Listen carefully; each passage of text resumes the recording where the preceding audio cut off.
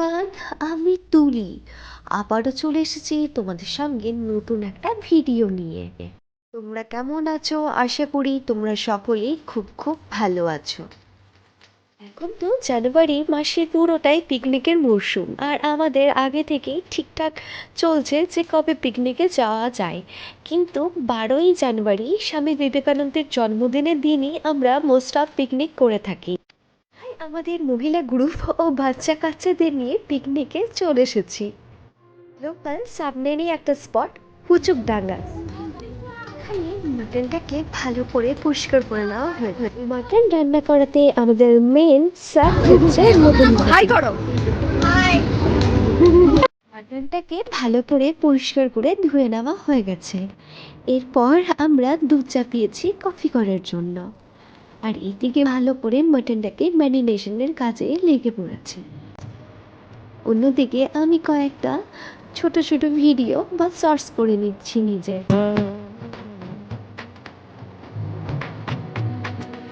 অন্যদিকে এদিকে আমসত্ত্ব টমেটো কাটা হচ্ছে চাটনি করার জন্য,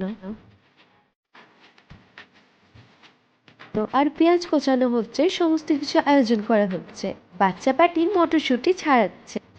দিয়ে তেলে ডুমো ডুমো করে আলু দেওয়া হয়েছে, আর চপিং করা কমপ্লিট হয়ে গেছে। অন্যদিকে টিফিনে ছিল ডিম, বাঁকুড়ার স্পেশাল মুড়ি, চপ ও ফ্রুটস কেক। সেগুলো খেতে বেশ ভালো ছিল। আমরা সবাই মিলে ঠিক করেছিলাম কাছের মধ্যে যেহেতু যাচ্ছি, তাই রান্নাটা নিজেরাই সকলে মিলে করব। তাই প্রথমেই মাটন রান্নার জন্য আমাদের সকলের এত ভিড়। সকলেই আমরা ঘোরাঘুরির থেকে বেশি রান্না বান্নাতেই ব্যস্ত, কারণ এটাই ছিল আমাদের মূল উদ্দেশ্য যে আমরা সবাই মিলে মজা করব ও রান্না বান্না করব, তারপর একটু ঘুরবো।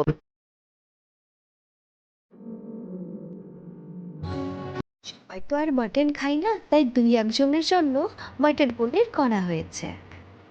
আর কষানো মাংসের ওপর ওই যে ডুমডুমো করে আলুগুলো ভাজা হয়েছিল সেগুলো দিয়ে দেওয়া হয়েছে। এদিকে টমেটো, খেজুর ও আমসত্ত্ব দিয়ে চাটনি করা হবে। এবার ভাত রান্না করা হবে বলে বাসমতি চালটাকে একটা পাত্রে নিয়ে নেওয়া হয়েছে, তারপর সেটিকে ভালো করে পরিষ্কার করে নেওয়া হচ্ছে। এরপর আমরা একটু সাইডগুলোতে ঘুরতে বেরিয়েছি।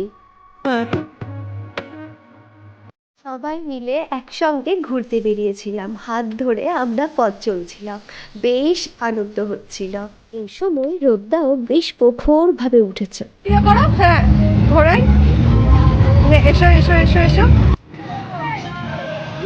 এই রোদে ঘুরতে ঘুরতে সবাই মিলে পেয়ারা মাখা খেয়েছি।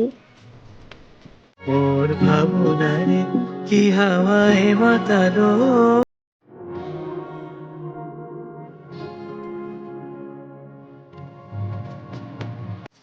আমরা যাচ্ছি নৌকাতে চাপার উদ্দেশ্যে।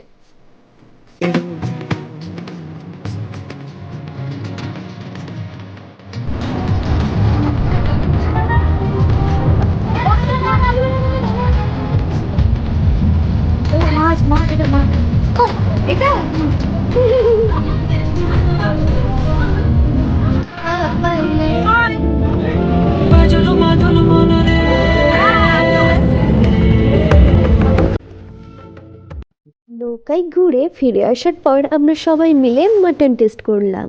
মাটনের রং দেখেই বোঝা যাচ্ছে কি পরিমাণে টেস্টি হয়েছে। এটা হচ্ছে ভেজ ডাল। এইদিকে স্যালাড প্রস্তুতির তোড়জোড় চলছে। বেলা গড়িয়ে এখন দুপুর হয়েছে। এইদিকে ভাত টকবক করে ফুটছে।